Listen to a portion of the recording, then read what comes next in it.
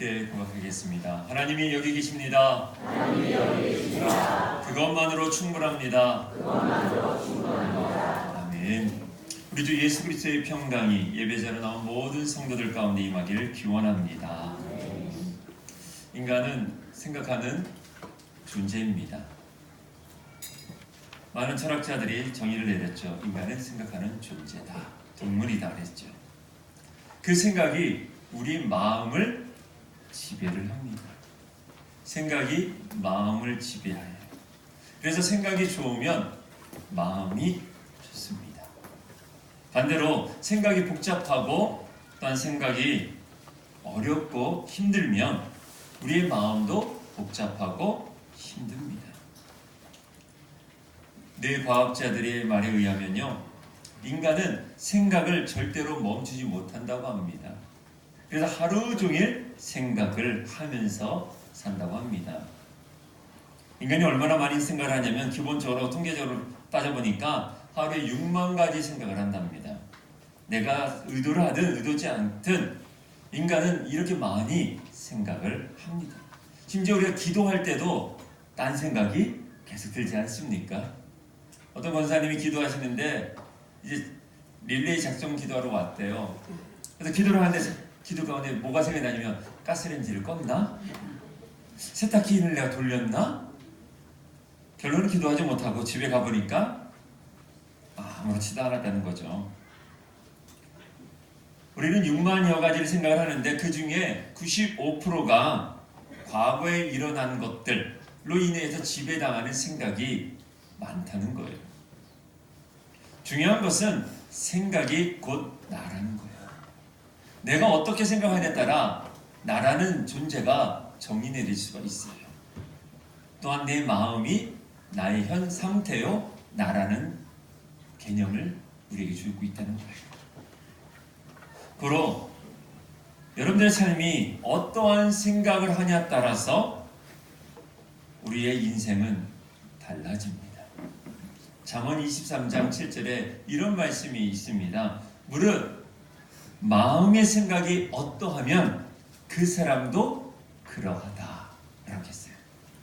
마음의 상태가 A라고 하면 그 사람이 A라는 거예요.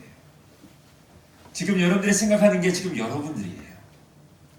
내가 지금 돈에 관심이 있으면 내가 지금 어떻게 정의할 수 있어요?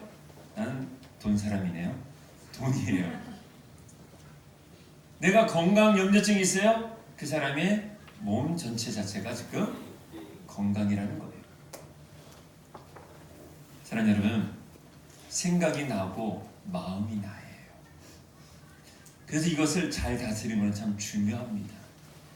하나님께서 우리에게 두 개의 정원을 허락하셨어요. 첫 번째 정원은 바깥쪽으로 세상이라는 정원이에요. 두 번째 정원은 뭐냐? 안쪽으로 바로 마음이라는 것입니다. 정원은 어떠한 곳이나 나무를 모두 심을 수가 있습니다. 지금 이제 저희 교회가 신축 건물 그리고 교회 사택 사이가 공원이 되어집니다. 정원이 되어져야 돼요. 여기에다는 모든 것을 심을 수가 있는 겁니다. 마음도 마찬가지예요. 이 마음의 정원은 모든 것을 다 심을 수가 있어요. 무엇을 심느냐에 따라서 그 사람의 정도가 결정이 되어지는 거예요. 여러분들은 지금 이 마음의 정원 안에 무엇으로 가득 차 있습니까? 혹시 분수가 솟아나고 새들이 노래하고 햇빛이 가득 찬 아침 햇살 같은 그러한 정원을 가지고 있습니까? 아니면 염려, 두려움, 미움, 원망, 서운함, 실망감, 좌절감 이러한 마음이 우리 가운데 있다면, 밝은 마음을 가진다면 밝은 정원으로서 계속 걸어갈 수 있어요. 반대로 어두운 마음을 내 마음속의 정원으로 삼고 있다면 이 어둠 속에 있는 정원을 가지고 있는 사람들 주변에는 사람들이 없어요. 마음이 어두운 사람들 옆에는 희한하게 사람이 없어요. 또한 소중한 사람들을 알지 못해요. 심지어 계절의 변화조차도 알지 못하면서 어두운 밤에 매여서 현재의 문제만 전전긍긍하는 그러한 인생을 살아간다는 것이에요. 사랑하는 여러분, 이 마음이 이만큼 중요해요. 믿음도 어디에다 담는다고 그랬어요? 마음에 담는 거예요. 이 마음의 이 그릇이, 이 정원이 깨끗하면 정말 순수하고 열정 있고 주님을 사랑하는 마음으로 그 믿음 생활을 할 수 있어요. 근데 이 마음의 그릇이 찌그러지면 좋은 믿음이 들어와도 믿음의 어떤 형질은 그릇된 모습으로 나타나게 돼 있어요. 이만큼 마음이 참 중요한 것 같습니다. 이거는 교회만이 아니라 세상에서도 이 마음을 많이 중시합니다. 우리 한번 자료를 한번 볼게요. 세상에 이런 말이 있어요. 세상 만사 마음 먹기에 달렸다. 마음이 그만큼 중요한 거예요. 두 번째를 보면 이 에린슨이라는 분이 말을 하는 건데요. 다음 거 보여줄 수 있나요? 네. 자, 우리 함께 읽어보도록 하겠습니다. 시작. 마음이 지옥을 천국으로 만들 수도 있고 천국을 지옥으로 만들 수도 있다. 예. 이 마음이 지옥일 수도 있고요. 천국이 될 수도 있어요. 지난주에 예배 끝나고서 제 마음이 너무나 힘들었었어요. 명절 날이기도 했는데 이 마음이 너무나 힘들었어요. 생각이 계속 제 마음에 들어오려고 하는 거예요. 견딜 수가 없었어요. 근데 제가 그러한 쓰레기 같은 생각을 내 마음에 담으면 어떻게 될까요? 지옥이 되는 거예요. 마음이 지옥이 되면 제일 먼저 나타나는 게 가족들에게 짜증을 내고 불평을 하게 돼 있어요. 화를 내요. 그래서 가까운 사람들이 이 마음의 정원에서 떠날 수밖에 없는 거예요. 지난주에 이 마음을 지키려고 제 마음이 지옥이 되지 않으려고요. 얼마나 노력했는지 몰라요. 몇 시간 동안 홀로 기도하면서 하나님, 이 마음으로 들어오는 이 생각을 제가 좀 뺄 수 있도록 힘을 달라고. 제가 넌센스로 아마 말씀드린 적이 있어요. 하늘에는 해가 하나 있어요. 근데 우리 마음속에는 해가 몇 개 있다고요? 이거 한 지가 꽤 됐고, 그렇죠, 7개가 있어요. 이해라는 해가 2개가 있고요, 오해라는 해가 5개가 있어요. 제 안에 이 생각이 들어올 때 이해보다는 뭐로 들어오냐? 오해로 들어오는 거예요. 그 오해가 우리의 마음을 되게 괴롭게 만들고요, 우리의 마음을 쓰레기로 만들고요, 지옥으로 만들어버려요. 근데 그거를 걸릴 수 있는 것은 여러분들의 선택이에요. 그래서 마음이 지옥이 될 수도 있고요, 천국이 될 수 있는 것은 여러분들이 오늘 결정하는 거예요. 다음 자료를 한번 더 보도록 하겠습니다. 우리 함께 또 읽어보겠습니다. 시작. 가장 조심해야 할 일은 가난도 질병도 아닌 당신의 생각이다. 왜냐하면 당신이 당신을 지배하기 때문에 생각을 다스리면 그 생각은 당신의 삶을 다스린다. 예. 우리의 삶이 가난도 질병도 아니에요. 우리의 생각을 주의해야 돼요. 여러분들의 생각이 어떠냐에 따라 여러분들이 가난할 수도 있고요, 또한 질병에 빠질 수도 있어요. 제 안에 가지고 있는 좀 나쁜 생각이 하나 있어요. 그게 건강염려증이라는 거예요. 이거를 이제 상담에서 보면 신체와 장애라고 합니다. 하나의 질병으로 분류하기도 합니다. 계속 염려하는 거예요, 건강에. 저희 할아버지가 이제 췌장암이셨고요, 저희 아버지가 췌장암이셨어요. 동인아, 조심해야 된다. 제가 어떻게 될지 몰라요. 그래서 조금만 소화가 안 되면요, 겁이 나요. 이 췌장암은 소화 기능이 있기 때문에 소화가 잘 안 되면 이제 담즙 쪽이나 췌장 쪽을 체크를 하거든요. 제 안에 그런 염려가 있어요. 그러다 보니까 어떻게 해요? 쓸데없이, 여러분들의 표현을 쓸데없이 그렇게 하는데 이건 질병이에요. 근데 그것을 어디서 만들어요? 이 생각에서 하는 거예요. 여러분들이 어떠한 생각을 하냐에 따라 여러분들의 삶이 달라질 수가 있는 거예요. 왜냐하면 여러분들의 삶을 지배하는 것이 다른 것이 아니라 이 생각이거든요. 세상에서만 그렇지 않습니다. 성경에서도 더 중요하게 얘기를 하고 있습니다. 다음 절에 한번 보도록 할게요. 자, 우리 함께 읽겠습니다. 잠언 16장 32절 말씀입니다. 시작. 자기의 마음을 다스리는 자는 성을 빼앗는 자보다 나으니라. 아멘. 마음을 다스리는 자가 성을 빼앗는 자보다 훨씬 중요하다는 거예요. 이만큼 마음이 중요해요. 그래서 여러분들 믿음 달라고 기도하지 마시고 하나님 이 마음을 제가 지킬 수 있게 달라고 기도하셔야 돼요. 마음 무너지면요 믿음도 무너져요. 저는 여러분 왜 교회 다니는 사람들이 예수님을 만나고도 여러 주변 사람들에게 욕을 먹을까요? 교회를 다닌다고 했는데도 불구하고 가족들에게나 주변 사람들에게 우리가 욕을 얻어먹어요. 예수님을 만났는데 복음을 만났는데 왜 욕을 얻어먹을까요? 간단합니다. 마음이 바뀌지 않아서 그래요. 여러분들이 예수님을 만났고요. 예수님을 알아요. 그런데 여러분들의 마음이 안 바뀌었어요. 머리로는 예수님을 믿어요. 또한 치유도 받았어요. 마음의 회복도 있었어요. 그런데 이 마음의 정원을 매일매일 가꾸지 못하기 때문에 문제가 생기는 거예요. 결국 마음의 정원을 가꾸지 않으면 예수님을 믿고도 변화가 없습니다. 왜 그럴까요? 마음의 정원에는 심은 대로 열매를 맺기 때문에 그래요. 여러분들 마음속에 사랑과 행복과 나눔, 따뜻함, 기쁨, 감사의 열매를 심으면요 그런 열매가 나오게 되어 있어요. 근데 예수를 믿음에도 불구하고 여전히 자기중심적인 거예요. 자기 의고 있고 여전히 바뀌지 않는 거짓말, 속임수, 수군거림, 불평과 불만, 다른 사람을 평가하는 그런 마음의 잣대들이 내 마음속에 심겨지면요 그 열매가 그대로 나와요. 근데 더 독하게 나온다는 거예요. 그래서 마음을 다스리는 것은 중요해요. 이것을 신앙생활이라고 합니다.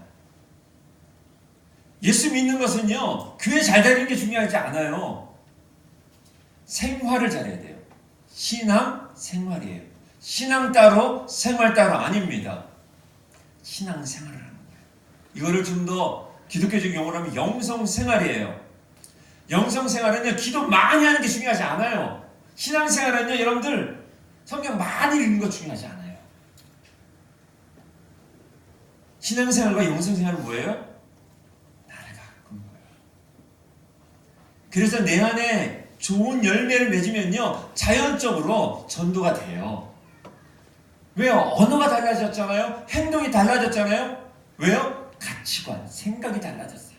교회를 다니면서도 예수 믿으면서도요 이전 생활과 똑같이 하는 가치관을 가진 성도들이 너무 많아요. 그러니까 변화가 없고요 부흥이 없고 역사가 일어나지 않는 거예요. 예수를 믿는데도 불구하고 왜 엄마가 안 바뀔까요? 가치관이 안 바뀌어서 그래요. 생각이 안 바뀌어서 그래요. 여전히 세상의 교육관을 가지고 있고요 여전히 세속적인 걸 가지고 있어요. 그러면서 교회는 열심히 나와요. 근데 생활에서 어떻게 돼요? 이 가치관이 나오기 시작해요. 가치관이 나올 때 세속적인 가치관이 나오면서 함께 동반되는 것이 뭐예요? 우리가 갖고 있는 옛날의 언어, 모국어가 나오잖아요. 그래서 예수 믿고 있음에도 불구하고 열매가 좋지 않으니까 엄마가 자녀들에게 거친 말을 하고 가슴 아픈 말을 하고 숨 막히는 언어를 하잖아요. 신앙생활을 하면서도 불구하고 이거를 가꾸지 않는 거예요. 여러분들 성경을 우리가 우리 저희 교회가 성경을 통해서 이제 새로 지자 이런 것을 통독하는 것 참 중요합니다. 여러분들 통독하면서 중요한 것이 뭐냐? 내 생활에 그것의 영향력을 받아야 돼요. 이것이 되지 않는다면 우리는 여전히 성숙한 그리스도로 나아갈 수 없습니다. 사랑하는 여러분, 그렇다면 어떻게 이 마음의 정원을 어떻게 관리를 해야 할까요? 오늘 잠언 말씀을 통해서 우리는 마음 관리를 알아보고자 합니다. 첫 번째로 마음을 지켜라입니다. 오늘 본문 다시 한번 읽어볼까요? 자, 함께 읽겠습니다. 시작. 모든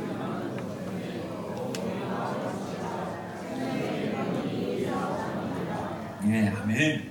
오늘 본문의 말씀 보면요, 마음을 지켜야 한다고 아주 강한 어조로 우리에게 말씀하고 있어요.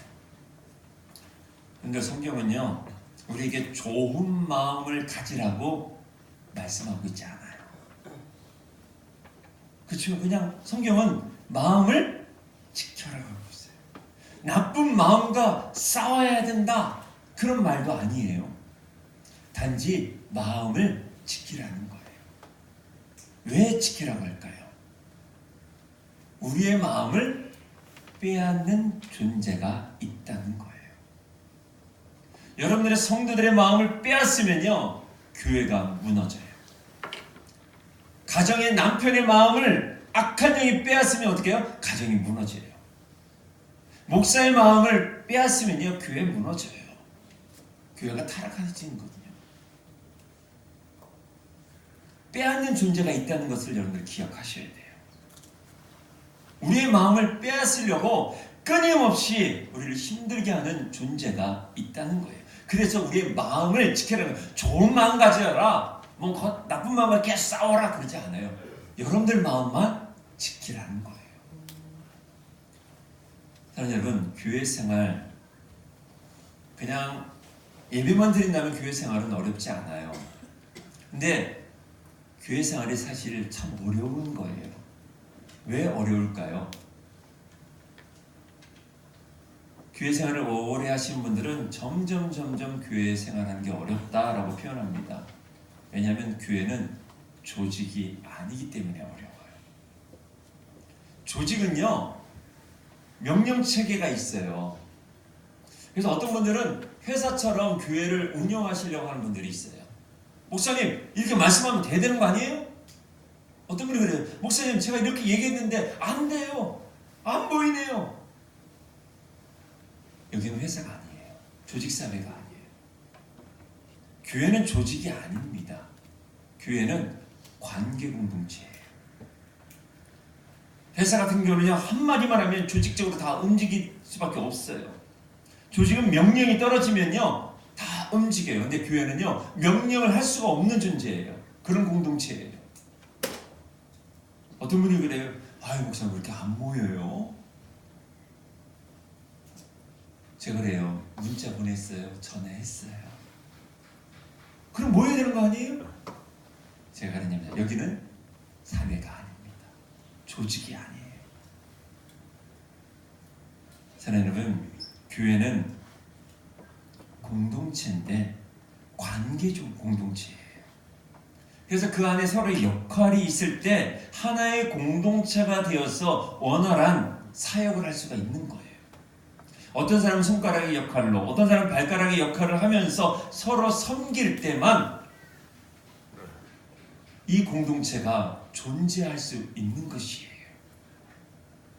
그래서 우리 교회의 가장 중요한 가치 중에 하나가 상대방을 있는 그대로 보는 것이에요. 이게 매우 중요합니다.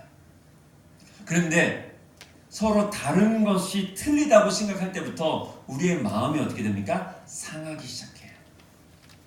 나는 A라고 얘기하는데 사람들이 B라고 해요. 그럴 때 우리의 마음이 상하기 시작해요. 이 상할 정도가 아니라 이 마음을 빼앗기 시작합니다.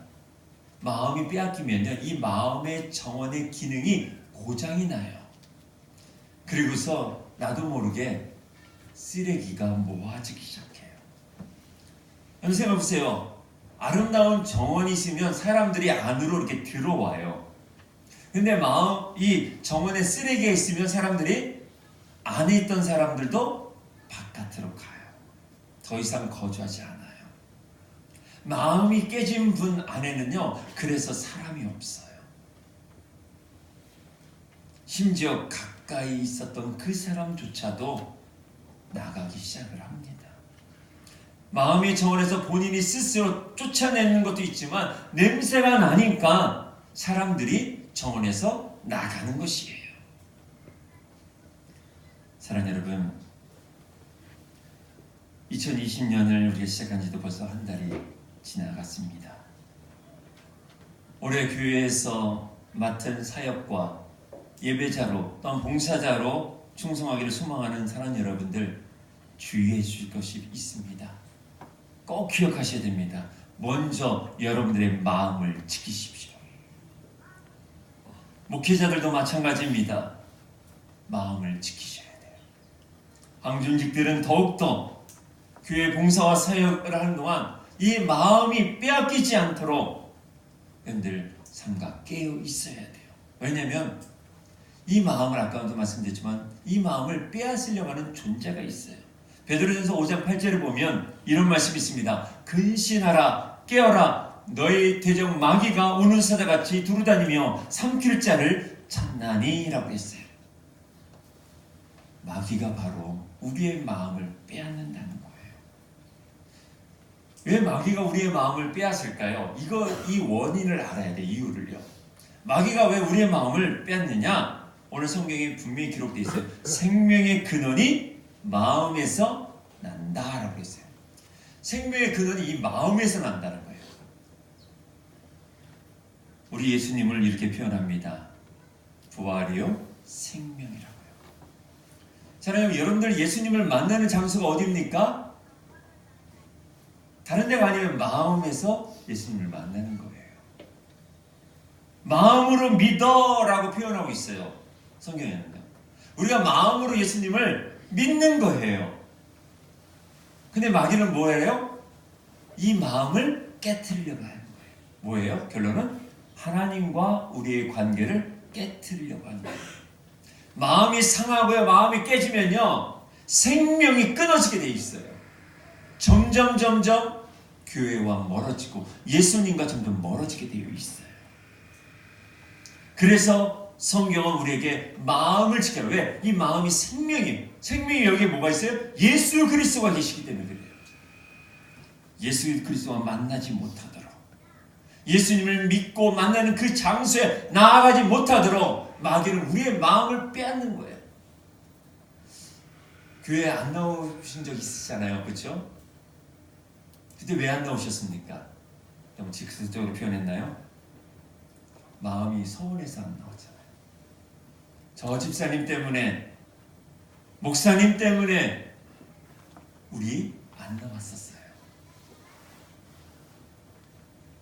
근데 안 나오게 하는 결정적인 근거를 제시한 게 우리 마음이 있었거든요. 사랑하는 여러분, 마음을 지키지 못하면 신앙생활을, 믿음 생활을 제대로 못합니다. 신앙생활을 하면서 우리의 마음에 끊임없이 서운함을 계속 마귀는 줄 것입니다. 근데 이 서운함이 길어질수록 신앙생활은 어렵고 성장이 불가능합니다. 교회 생활을 하고 신앙생활을 하는데 서운함을 제일 많이 주는 사람이 누굴까? 제가 말씀을 준비하면서 깊이 생각을 해봤어요. 우리 성도들에게 가장 서운함을 주는 사람이 누굴까? 그 경계 대상자는 누굴까? 한참 생각하는데 딱 한 사람이 떠오르더라고요. 바로 목사예요.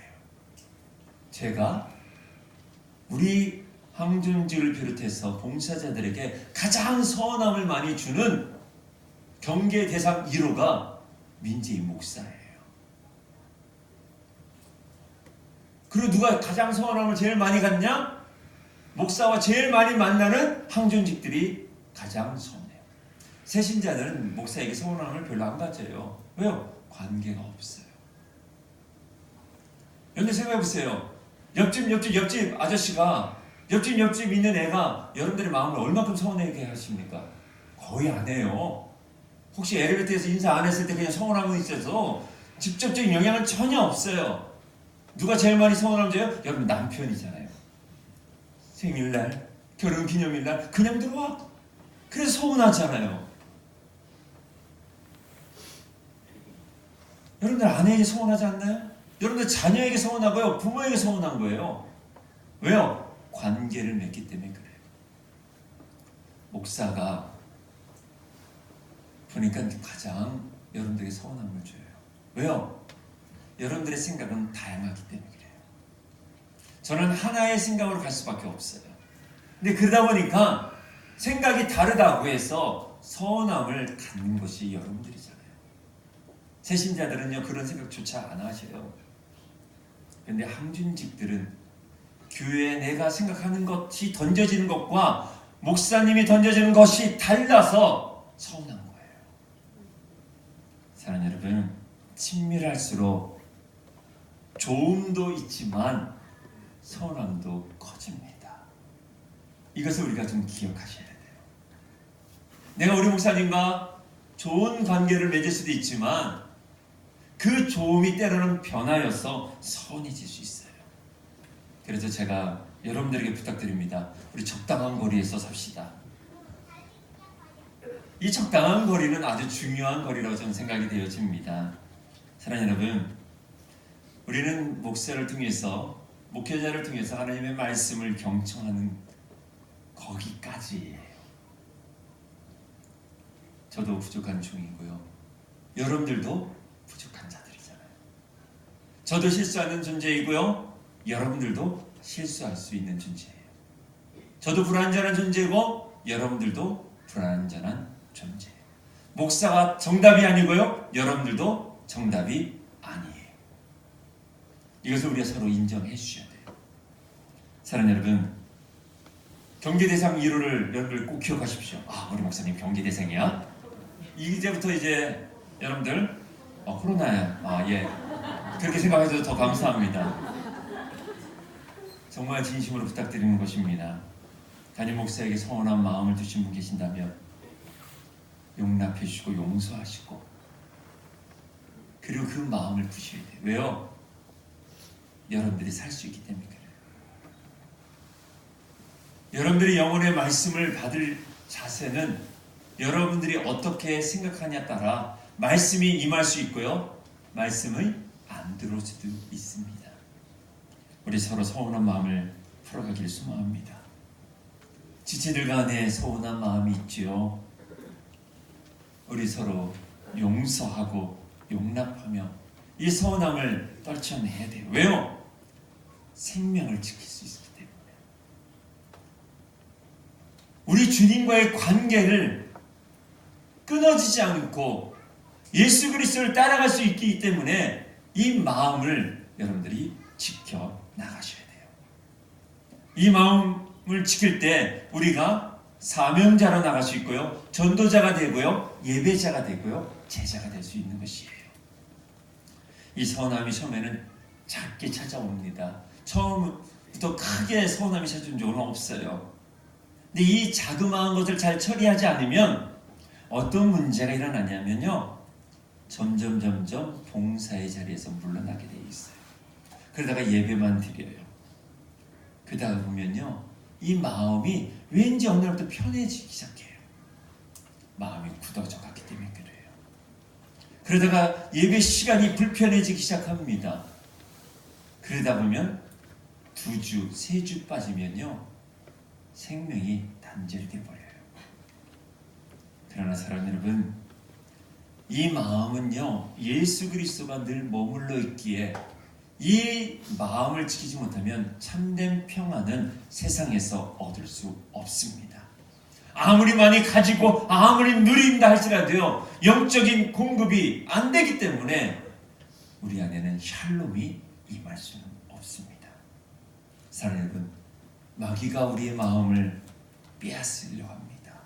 이 마음을 지킬 수 있는 믿음의 성도 되기를 간절히 소망합니다. 두 번째로 마음을 비워라입니다. 사도 바울은 이 마음의 정을 가꾸는 방법 중에서 가장 쉬운 방법을 우리에게 소개하고 있어요. 그것이 뭐냐?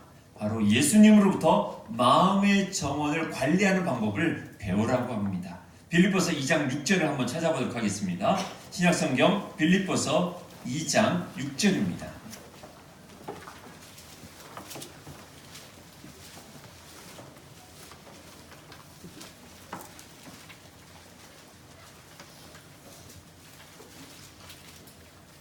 자, 5절과 6절 우리 한 목소리로 함께 읽겠습니다. 시작. 너희 안에 이 마음을 품으라. 곧 그리스도 예수의 마음이니 그는 근본 하나님의 본체시나 하나님과 동등됨을 취할 것으로 여기지 아니하시고, 그 다음에 그런 말씀이 있습니다. 오히려 자기를 비워 종의 형체를 가지사 사람들과 같이 되셨다라고 표현했어요.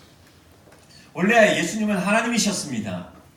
근데 하나님과 동등됨을 취하지 아니하시고 당신을 비워서 인간이 되셨죠. 이것이 우리 신앙생활의 포인트입니다. 자기를 비우는 것이에요. 왜 우리 자신을 비우는 것이 이렇게 중요할까요? 바로 비워야지만 새로운 것이 심겨지기 때문에 그렇습니다. 마음 안에 여전히 찌꺼기들이 남아있으면요, 새로운 게 들어와도 자라날 수가 없어요. 그래서 마음을 비우는 것은 매우 중요합니다. 근데요, 마귀는 우리에게 어떻게 유혹합니까? 절대로 비우면 안 돼. 너 자존심 지켜야 돼. 교회에서 상처를 제일 많이 받는 이유가 자존심 때문에 그래요. 저도 지난주에 바로 힘들었던 것이 바로 자존심 때문에 그랬었어요. 나를 뭘로 보는 거야. 이 단어가 제 안에 딱 들어왔어요. 얼마나 힘든지 몰라요. 여러분들, 이 자존심이 하나님 앞에서 만져져 자존감이 되어야 되는데 마귀가 만지면요, 이 자존심 때문에 어떻게 해요? 멍든 삶을 살기 시작해요. 낮은 자존감을 가지면요, 신앙생활하기가 참 어려워요. 뭔가 한마디 할 때 나를 어떻게 보는 거야? 이 말이 들어오면요, 자존감이 있는 분들은 그걸 이겨냅니다. 왜요? 아까 말한 오해보다는 이해를 더 하게 돼 있어요. 아, 이렇게 해서 아마 그랬을 거야 라고 한다는데 제 안에 오해가 들어온 거예요. 이게 너무나 컸었던 거예요. 그러니까 목사를 뭘로 보는 거야? 나를 존경하는 거야? 정말 사랑하는 건가? 붙들시게도 5만 가지 생각이 되어지는 거예요. 마귀는요, 바로 이것을 건드려요. 바로 여러분들의 자존심을. 사랑하는 여러분, 제가 좀 단독적으로 묻겠습니다. 십자가보다, 복음보다 여러분들의 자존심이 더 세야 될까요? 예수 그리스도의 사랑보다 여러분들의 자존심이 더 커야 될까요? 근데 마귀는요, 맞아, 네 자존심이 더 커야 돼. 그래요. 너 그래야지 인정받잖아. 네가 어디 교회에서 이렇게 멸시를 받는데 너를 이렇게 네가 이렇게 무시당할 수 있는 존재 아니잖아. 마귀는 그렇게 만들어요. 이사야 14장 거기 보면 이런 말씀이 있어요. 제가 읽어드릴게요. 네가 내 마음에 이르기를 내가 하늘에 올라 하늘의 묵별 위에 내 자리를 높이리라. 내가 북극 지폐의 산 위에 앉으리라. 가장 높은 구름에 올라가 지극히 높은 이와 같아지리라. 이 이야기가 바로 마귀를 말하는 거예요. 마귀가 하나님보다 높은 곳에 있겠다는 얘기예요. 얼마나 교만합니까? 마귀는 바로 이런 존재예요. 너 십자가보다도 네가 더 높게 있어야 돼. 복음보다도 네 자존심이 더 위에 있어야 돼. 너의 물질이 자존심보다 십자가보다 위에 있어야 돼. 너의 시간이 십자가보다 더 위에 있어야 돼. 너의 자녀가, 너의 건강이, 너의 생명이 십자가보다 더 위야. 이것을 마귀는 끊임없이 말해주고 있거든요.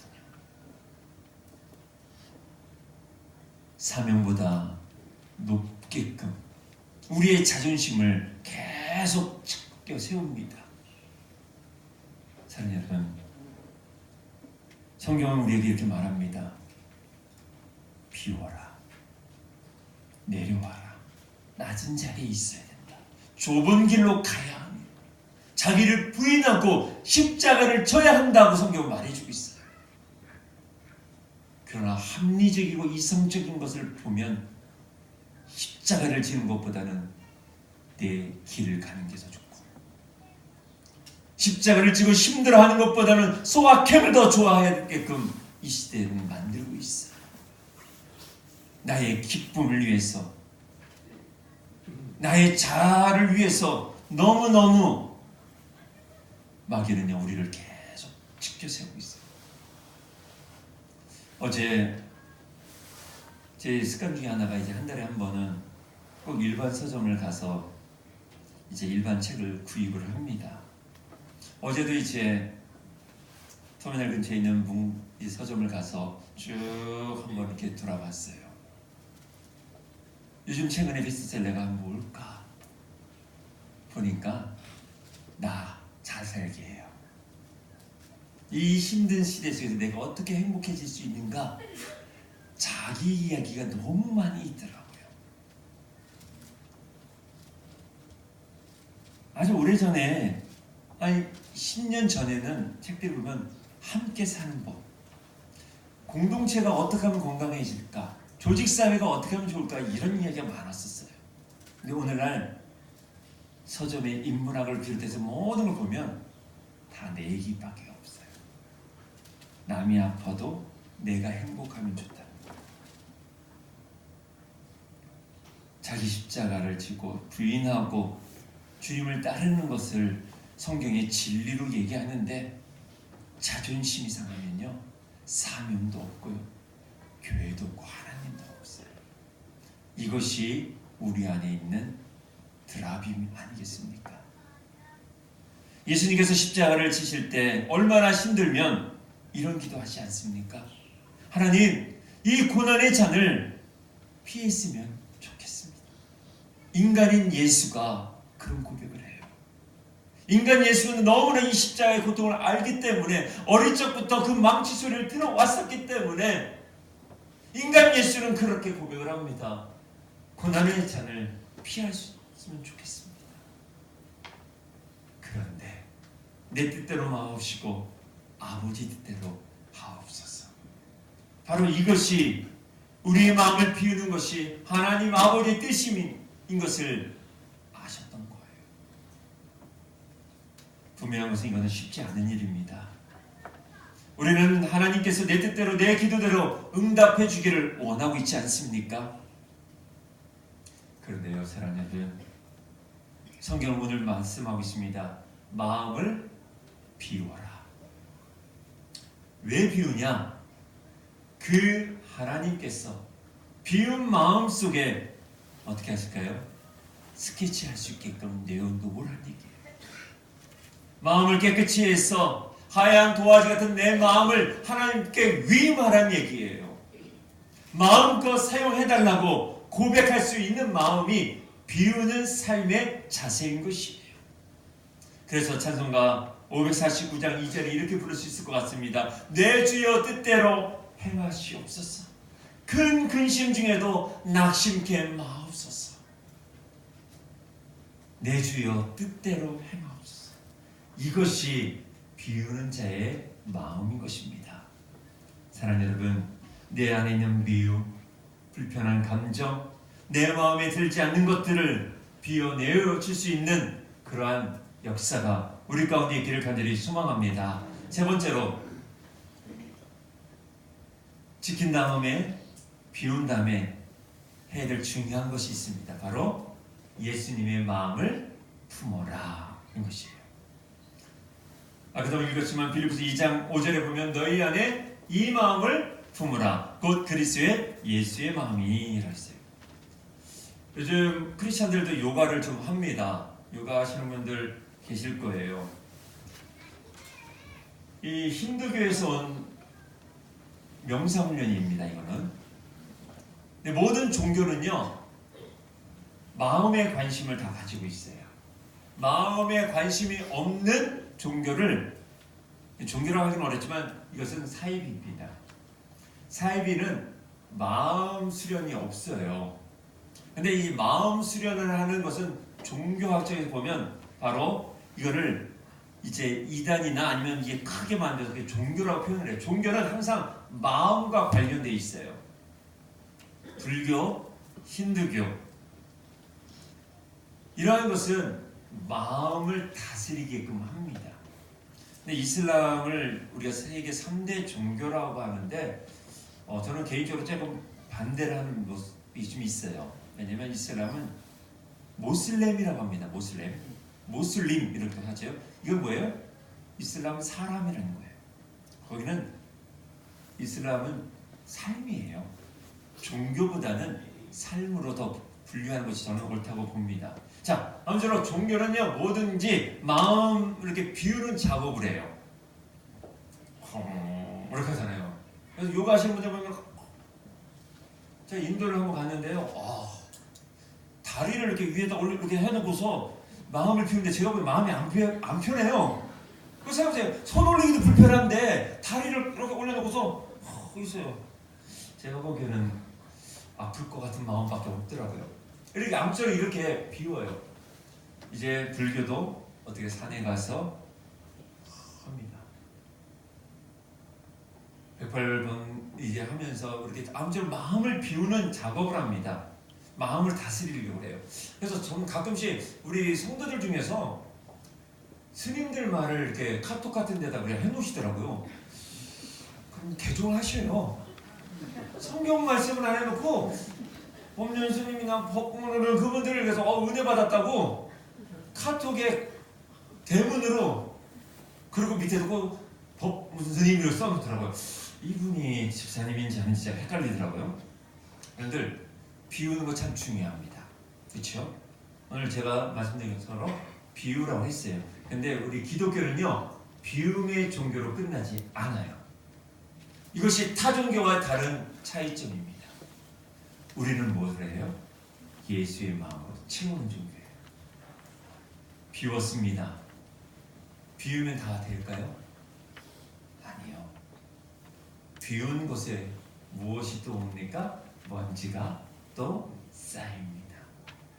내 안에 욕망을 비웠다고 해요. 그러면 다시 안 채워질까요? 아니요. 먼지가 다시 쌓이기 시작해요.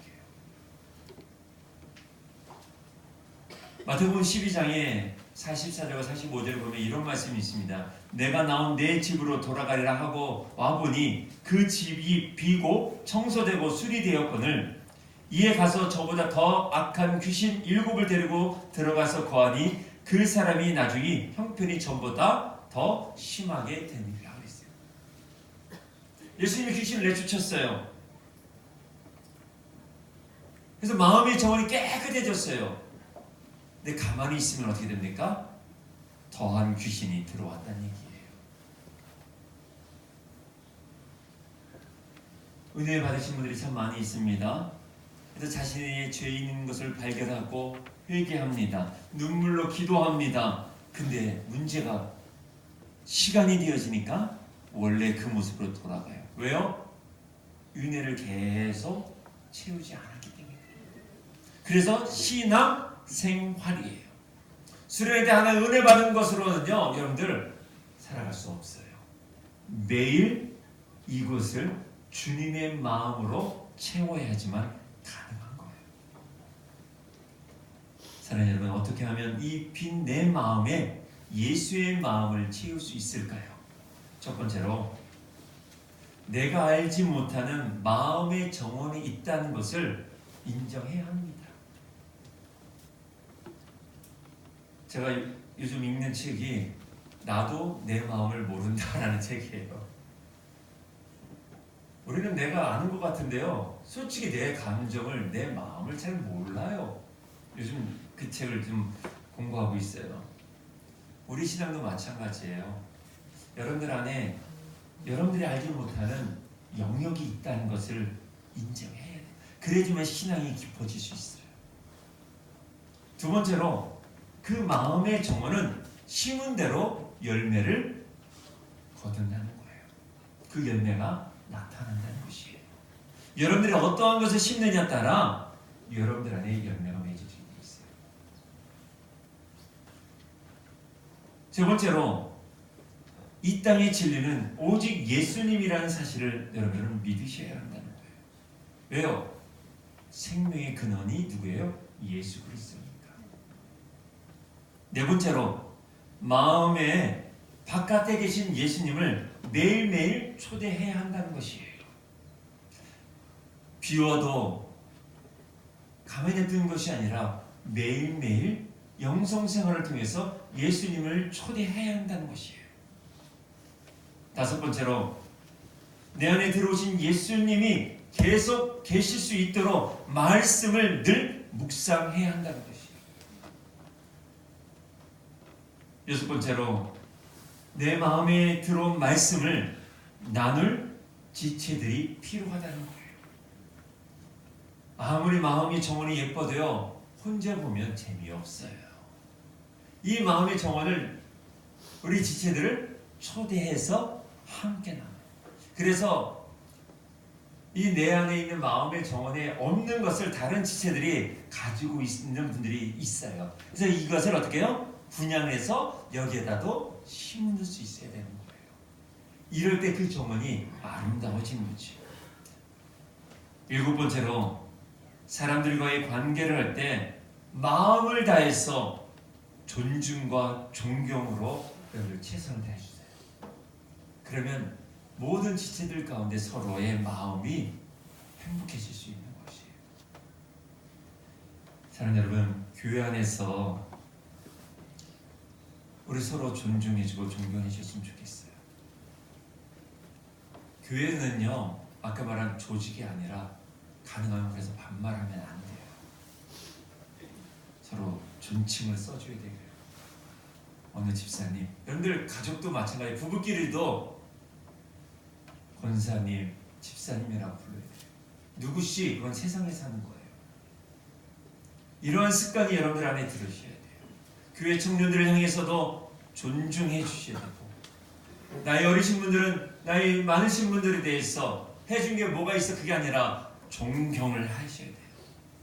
이럴 때 우리의 마음의 정원이 건강해지고 그 안에 웃음의 꽃이, 행복의 꽃이, 감사의 꽃이, 예수 그리스도의 하나님의 나라가 임할 수 있는 것입니다.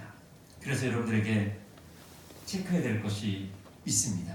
첫 번째로, 가정에서 부부가 만났을 때 마음이 없이 만나는가 확인하셔야 돼요. 요즘 뉴스는 의리로 살다 뭐 그런 얘기인데 아니요.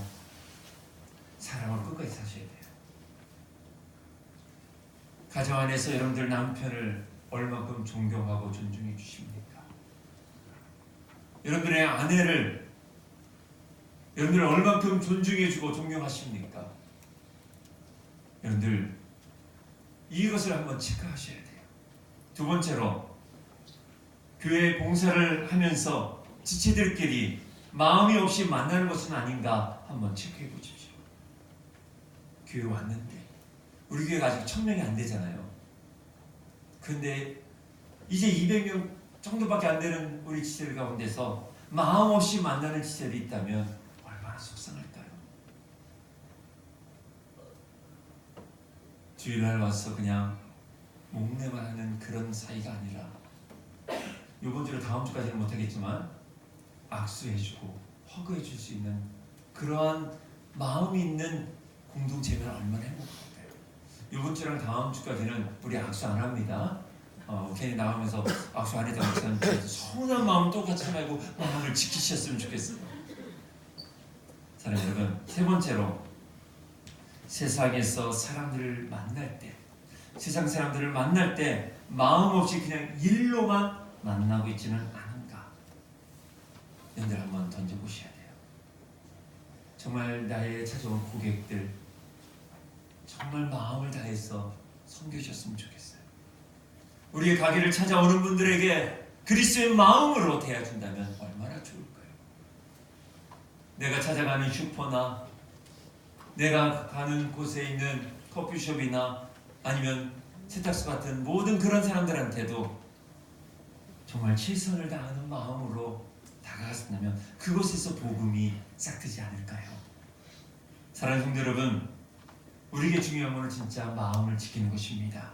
마음을 지키고 마음을 잘 비우고 예수의 마음을 품으십시오.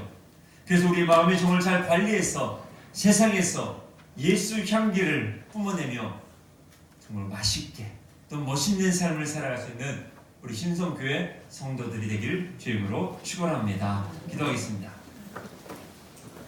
참 좋으신 하나님, 참 감사드립니다. 교회를 다니